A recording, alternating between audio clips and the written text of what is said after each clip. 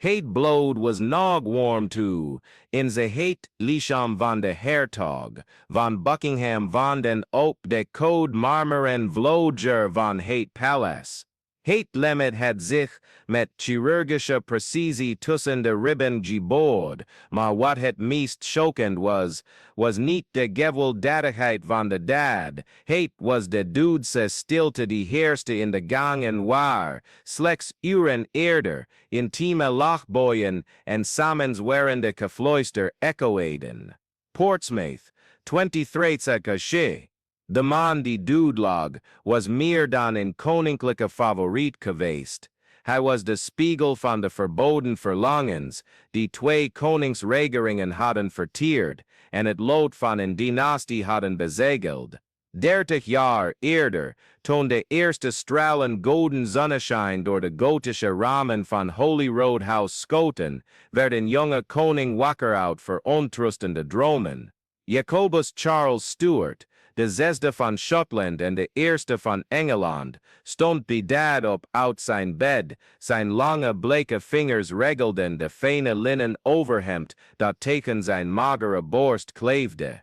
Het was maar T6 en op 63-jarige leeftijd had hij net de Engelse troon geërfd na de dood van Elizabeth de Veegst. De absolute macht over twee koninkrijken rustte in zijn handen, handen die onmerkbaar trilden wanneer niemand keek. Koning Jacobus bezat een scherpe intelligentie die zich manifesteerde in complexe theologische verhandelingen en filosofische debatten die uren konden duren. Zijn persoonlijke bibliotheek bevatte meer dan 3000 volumes, een indrukwekkende collectie voor die tijd, waar werken van Aristoteles ruimte deelden met manuscripten over demonologie, een onderwerp dat hem evenzeer fascineerde als het hem angst inboezemde. Hij sprak vloeiend Latijn, Grieks, Frans en Italiaans, en had bovendien een diepgaande kennis van de gereformeerde theologie. Maar het was in de stille uren van de vroege ochtend, wanneer de gangen van het paleis werden gevuld met dansende schaduwen, dat zijn ware aard tevoorschijn kwam als een nachtelijke schepsel dat uit zijn hol kruipt. De eerste geruchten begonnen toen Robert Carr aan het hof arriveerde. Het was 1607 en de jonge schotsman van een jaar of 20 bezat een bijna vrouwelijke schoonheid die contrasteerde met brede schouders en een militaire houding, verworven tijdens jaren van training. Zijn gouden haren vielen in zachte golven over een gezicht met delicaat trekken, maar het was de blik, doordringend en berekenend, die een vraatzuchtige ambitie onthulde verborgen onder een masker van nederigheid. Jacobus zag hem voor het eerst tijdens een koninklijke jachtpartij, toen Carr van zijn paard viel en zijn been brak. De koning stond erop om persoonlijk voor zijn verwondingen te zorgen. Zijn handen raakten de huid van de jongeman met een tederheid die niet onopgemerkt bleef bij de aanwezige hovelingen. De transformatie van Carr van een eenvoudige schildknaap tot de machtigste man van Engeland, na de koning zelf, gebeurde met een snelheid die zelfs een hof dat gewend was aan koninklijke grillen, schokte. Binnen enkele maanden ontving hij titels, landgoederen en een invloed die zich uitstrekte tot alle belangrijke politieke beslissingen. De graaf van Somerset, zoals hij bekend werd, bezette vertrekken in het paleis die direct verbonden waren met die van de koning via een geheime doorgang die specifiek was gebouwd om discrete ontmoetingen te vergemakkelijken. De brieven die bewaard zijn gebleven in de koninklijke archieven onthullen de intensiteit van die passie. Mijn lieve jongen, schreef Jacobus in een brief uit wanneer uw afwezigheid verteert me als een kwaadaardige koorts. Ik tel de uren af totdat we weer samen kunnen zijn, ver weg van de nieuwsgierige blikken van dit hof vol slangen. Het onregelmatige handschrift verrijdde de emotionele urgentie en inktvlekken suggereerden dat de koning haastig had geschreven, misschien trillend van verlangen of angst. macht corrumpeert, maar macht vermengt met geheime passie vernietigt. Somerset begon politieke beslissingen te nemen, zonder de koning te raadplegen, verkocht overheidsfuncties en bemoeide zich met gevoelige diplomatieke kwesties. Zijn arrogantie groeide evenredig met zijn afnemende schoonheid. Op de 20-jarige leeftijd vertoonde hij al tekenen van een losbandig leven. Voortijdige rimpels tekenden zich af in de hoeken van zijn ogen, en een beginnend kaalheid onthulde een te hoog voorhoofd. Maar het was de opkomende vreedheid in zijn blik, die degenen die hem kenden sinds zijn jeugd het meest verontrustte. Het schandaal dat Somerset zou vernietigen, broeide al in de schaduwen, toen een andere jongeman aan het koninklijke firmament verscheen. George Villiers was nog maar 20 jaar oud, toen hij in Nessie voorgesteld, tijdens een feest in de residentie van de aartsbisschop van Canterbury. Als Carr een bijna vrouwelijke schoonheid bezat, dan was Villiers de belichaming van de geïdealiseerde, jeugdige mannelijkheid. Lang met brede schouders en een smalle taille, bewoog hij zich met de natuurlijke gratie van een danser. Zijn donkerbruine haren waren altijd perfect gekamd, en een dun snorretje gaf een vleugje volwassenheid aan zijn nog jonge gezicht. Maar het waren zijn ogen, van een intens blauw, dat de ziel van degene die keek leek te doordringen, die een onweerstaanbare magnetische kracht uitoefende. Jacobus, nu 40 jaar oud, voelde het gewicht van de leeftijd en de macht. Zijn lichaam, nooit bijzonder atletisch, vertoonde duidelijke tekenen van achteruitgang. De bleke huid had een papierachtige textuur gekregen, en blauwachtige aderen staken af tegen de rug van zijn handen. Hij liep met een lichte hink, het gevolg van een val van zijn paard jaren eerder, en zijn ademhaling werd soms zwaar tijdens lange toespraken. De baard, die vroeger zorgvuldig was bijgeknipt, groeide onregelmatig en onthulde gaten, die hij probeerde te verbergen met geparfumeerde oliën. Maar toen Villiers voor het eerst zijn privévertrekken betrad, ontstak er iets in de koning met een intensiteit die hem schrok.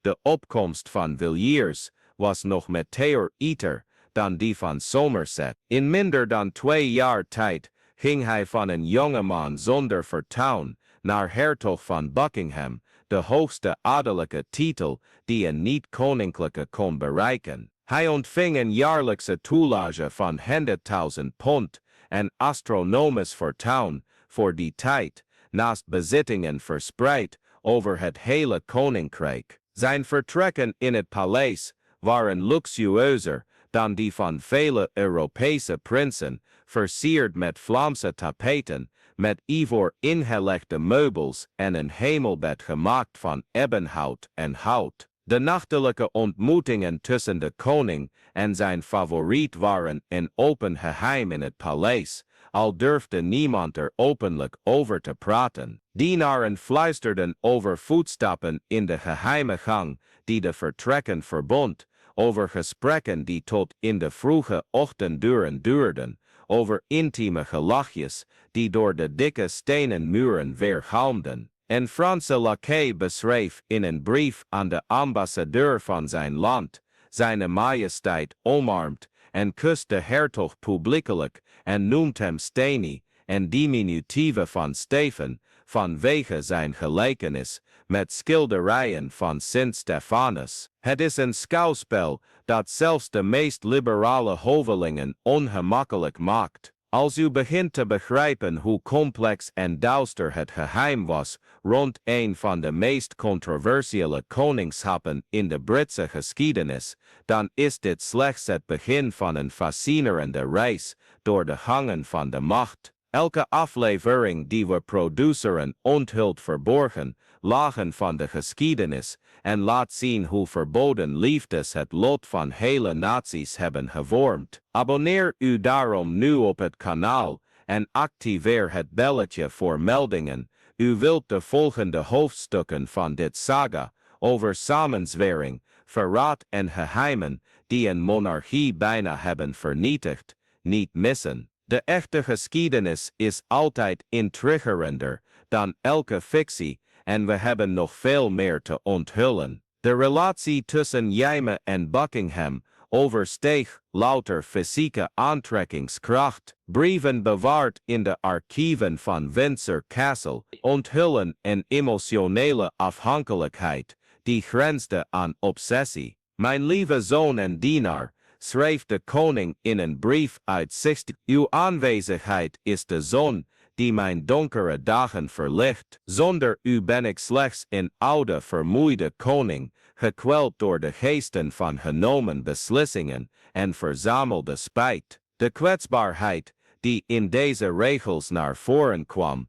stond in schril contrast met het publieke beeld van een goddelijke en onfeilbare monarch. Buckingham manipuleerde deze afhankelijkheid op zijn beurt met berekende meesterlijkheid. Zijn eigen brieven eeuwen later ontdekt in een particuliere bibliotheek onthullen een verontrustende kilte. Zijne majesteit heeft mijn goedkeuring nodig, zoals een verslaafde zijn opium nodig heeft. Elke glimlach van mij is meer waard dan 1000 smeekbeden van zijn ministers. Hij heeft mij macht over 2 rijken gegeven, zonder te beseffen dat hij mij macht over hemzelf heeft gegeven. De elegante calligrafie kon het cynisme en de ongebreidelde ambitie, die in elk woord pulseerden, niet verbergen. Het paleis was veranderd in een toneel van maskers, waar iedereen zorgvuldig ingestudeerde rollen speelde. Overdag nam Buckingham deel aan vergaderingen van de Koninklijke Raad, nam hij beslissingen over oorlog en vrede en onderhandelde hij over handelsverdragen met buitenlandse ambassadeurs. Hij was een bekwaame bestuurder en een begaafd diplomaat, kwaliteiten die zijn bevoorrechte positie gedeeltelijk legitimeerden. Maar 's nachts, wanneer de laatste kaarsen in de openbare gangen werden gedoofd, namen andere dynamiek het paleis over. De privévertrekken van de koning waren opnieuw ingericht naar de smaak van Buckingham. Perzische tapijten bedekten koude marmeren, vloeren en zilveren harden verspreidden de geur van duur geïmporteerde Oosterse wierook. De muren waren bedekt met schilderijen, die waren besteld bij de beste kunstenaars van die tijd. Portretten van Buckingham zelf in heroïsche poses,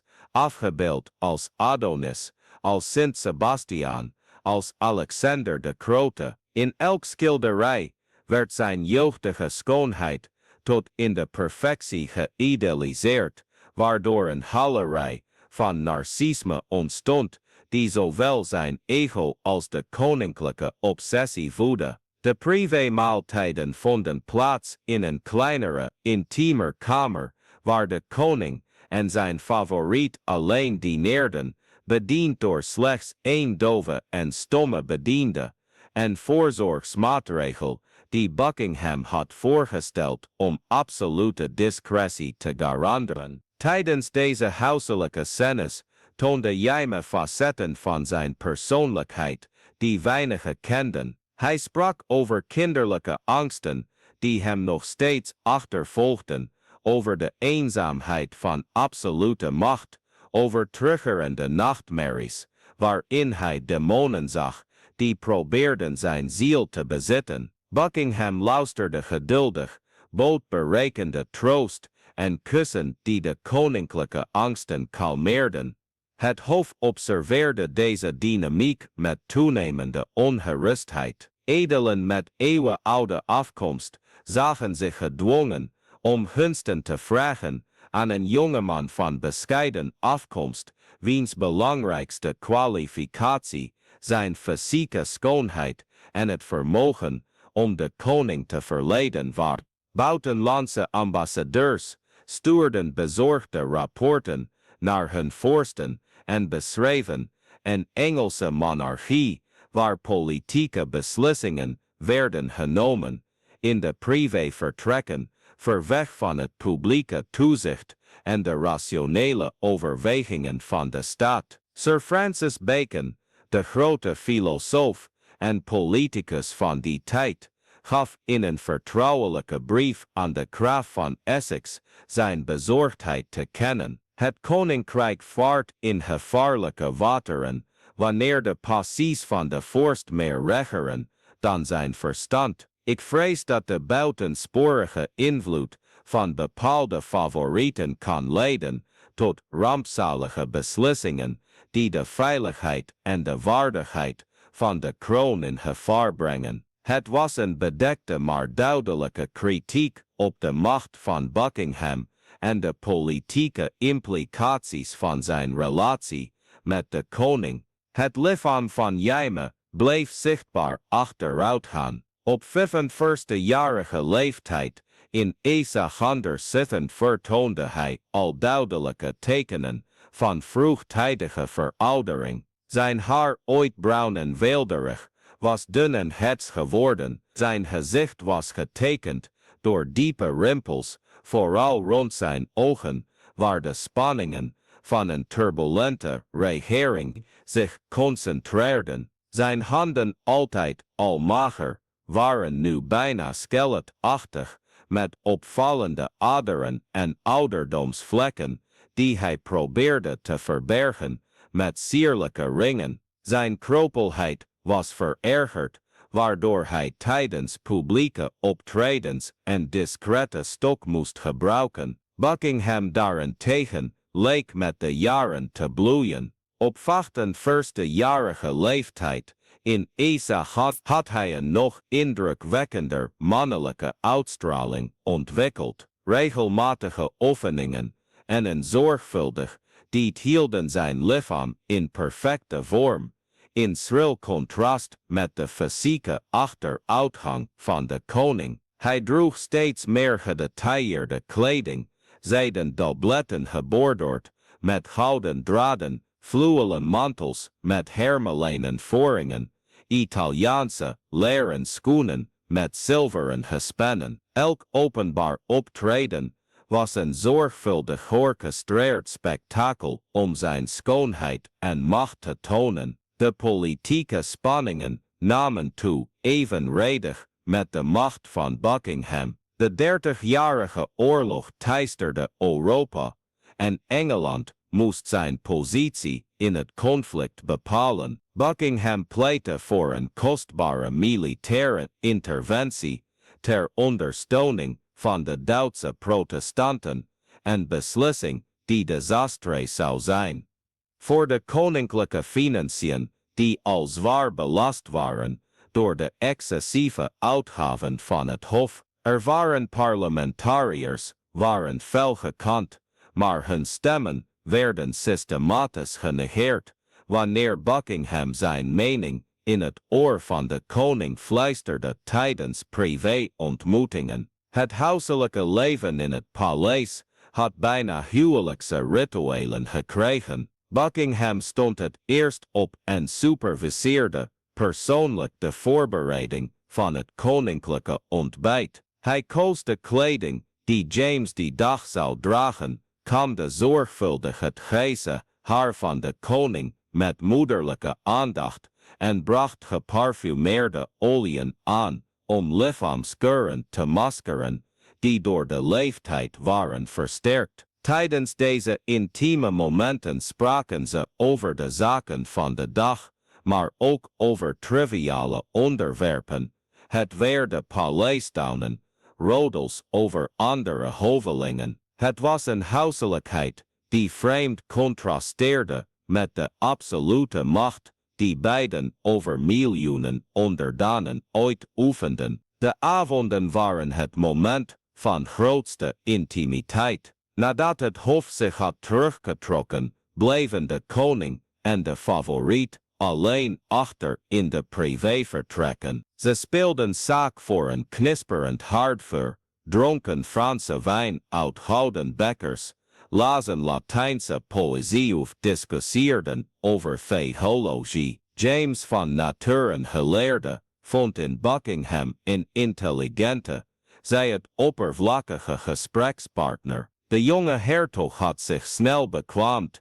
in de intellectuele verfijningen die nodig waren om de interesse van een geleerde koning te behouden, maar zijn intellectuele nieuwsgierigheid was puur instrumenteel. Documenten die in de 19e eeuw werden ontdekt, onthullen dat Buckingham een geheim dagboek bijhield, waarin hij intieme details van deze interacties noteerde. Een vermelding uit zijn milie is bijzonder onthullend.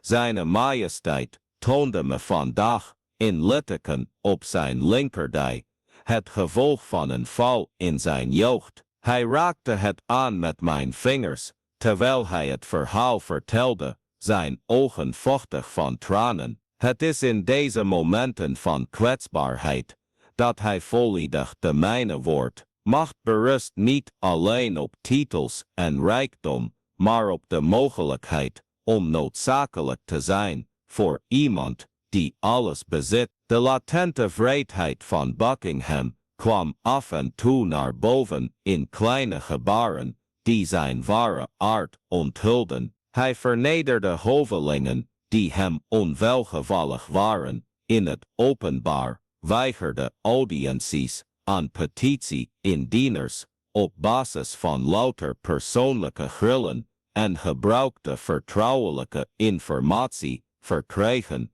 via zijn intimiteit met de koning om de reputaties van mogelijke rivalen te vernietigen. Sir Walter Raleigh, de beroemde ontdekkingsreiziger, werd in milie in zijn inte afzing gedeeltelijk geëxecuteerd vanwege de invloed van Buckingham, die in de ervaren hoveling in bedreiging voor zijn bevoorrechte positie zag. De Venetiaanse ambassadeur Alvise beschreef de situatie in een geheim rapport aan de doge met verontrustende precisie. De hertog van Buckingham regeert de koning door middel van kunstgrepen die ik niet durf te noemen in officiële correspondentie. Zijne Britse majesteit, ooit gerespecteerd om zijn geleerdheid en voorzichtigheid, is een marionet geworden in de handen van een jongeman, wiens enige talenten zijn fysieke schoonheid en manipulatief vermogen zijn. Het is een melancholische vertoning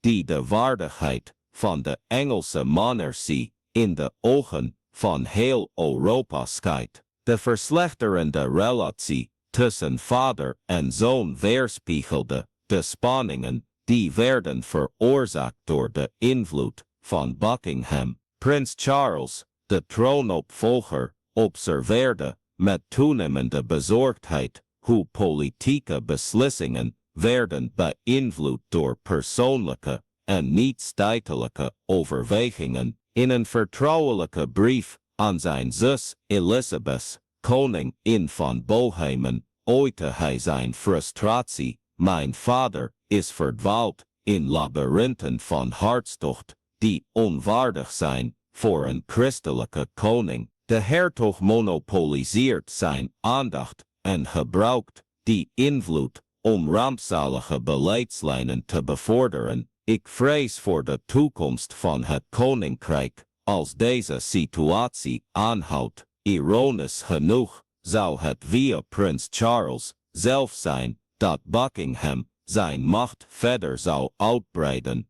De jonge hertog, zich realiserend dat zijn invloed op James begon af te nemen met de hoge leeftijd van de koning, begon een subtiel proces van verleiding van de erfgenaam. Geen fysieke verleiding, maar intellectueel en emotioneel. Hij presenteerde zich als mentor van de jonge prins in staatszaken, als beschermer van zijn belangen, als onmisbare bondgenoot voor een succesvol toekomstig koningschap. Charles, aanvankelijk wantrouwend, bezweek geleidelijk aan de charme en politieke bekwaamheid van Buckingham. De hertog was tenslotte een bekwame bestuurder en een ervaren diplomaat. Zijn werkelijke kwalificaties waren aanzienlijk, ongeacht de twijfelachtige methoden waarmee hij zijn positie had bereikt. De prins begon hem te zien als een nuttig instrument voor zijn eigen politieke doelen, zonder te beseffen dat hij met dezelfde bekwaamheid werd gemanipuleerd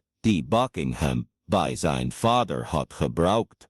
De gezondheid van James ging na visie snel achteruit. Op 56-jarige leeftijd leed hij aan constant gewrichtspijnen die zijn bewegingen beperkten. Zijn ademhaling was moeilijk geworden en aanvallen van droge hoest onderbraken vaak zijn publieke toespraken. Zijn huid had een ziekelijke bleekheid gekregen en diepe wallen gaven hem een lekenachtige uitstraling. Koningsartsen in het geheim opgeroepen diagnosticeerden in verscheidenheid aan kwalen, jicht, artritis, een mogelijk hartprobleem, maar waren het er allemaal over eens dat de koning langzaam aan het sterven was. Tijdens deze laatste maanden nam de emotionele afhankelijkheid van James van Buckingham dramatisch toe. De hertog bracht uren door aan het koninklijke bed, las boeken voor, bracht medicinale compressen aan en superviseerde persoonlijk de voeding van de verzwakte koning. Het was een toewijding die oprecht had kunnen lijken als de constante gefluister over politieke zaken zich niet had vermengd met de medische zorg. Buckingham profiteerde van de koninklijke kwetsbaarheid om handtekeningen op belangrijke documenten te verkrijgen, benoemingen op strategische posten en toestemming voor buitengewone uitgaven. De verzwakte en afhankelijke koning tekende alles zonder vragen te stellen, blindelings vertrouwend op de man die zijn verzorger en vertrouweling was geworden. Het was een subtiel, maar systematisch verraad van het koninklijk vertrouwen, begaan door iemand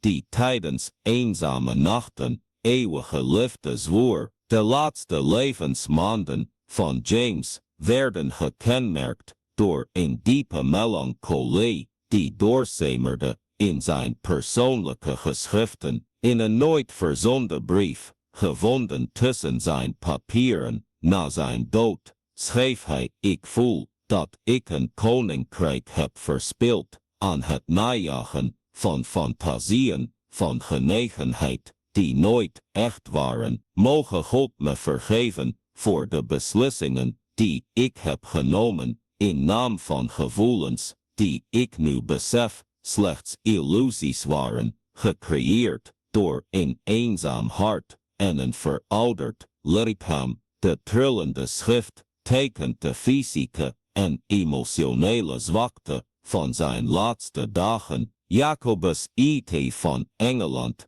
en V. van Schotland stierf op visie 70 maart, visie 10 Vitus I.T. in Theobalds huis, een van zijn favoriete residenties. Buckingham was bij hem toen de koning zijn laatste adem uitblies, een skeletachtige hand vasthoudend, terwijl hij troostende woorden fluisterde die niemand anders kon horen. De hertog holde echte of gespeelde tranen, we zullen het nooit weten, maar binnen enkele uren organiseerde hij al de machtsoverdracht aan Karel I, verzekerend dat zijn bevoorrechte positie de koning zou overleven die zijn beschermheer en obsessie was geweest. De nieuwe koning, Karel I, behield Buckingham als eerste minister en favoriet, maar de aard van de relatie veranderde volledig. Er was geen passie of emotionele afhankelijkheid, alleen politieke berekening. Karel gebruikte Buckingham als instrument voor zijn ambities terwijl de hertog zijn rijkdom en macht bleef vergaren door zijn administratieve bekwaamheid. Het was een pragmatisch partnerschap dat een aantal jaren zou werken, totdat Buckingham's ambities te groot werden om te beheersen. De moord op Buckingham in Portsmouth in Effingham Pasty maakte een einde aan een tijdperk van buitensporige persoonlijke invloed op de Engelse politiek. John Felton, een verarmde militaire officier die teleurgesteld was in het militaire beleid van de hertog, stak hem een mes in de borst tijdens een vergadering over de voorbereidingen van de marine. De moordenaar was geen geraffineerde politieke samenzweerder, maar een gewone man die gebroken was door de kostbare oorlogen die Buckingham had gepromoot. Zijn enige verklaring was: hij heeft dit koninkrijk verwoest met zijn edelheid en ambitie. De dood van Buckingham onthulde de kwetsbaarheid van machten die waren gebouwd op persoonlijke relaties in plaats van op solide instellingen. In leven was hij de machtigste man van Engeland geweest, na de koning, met controle over legers,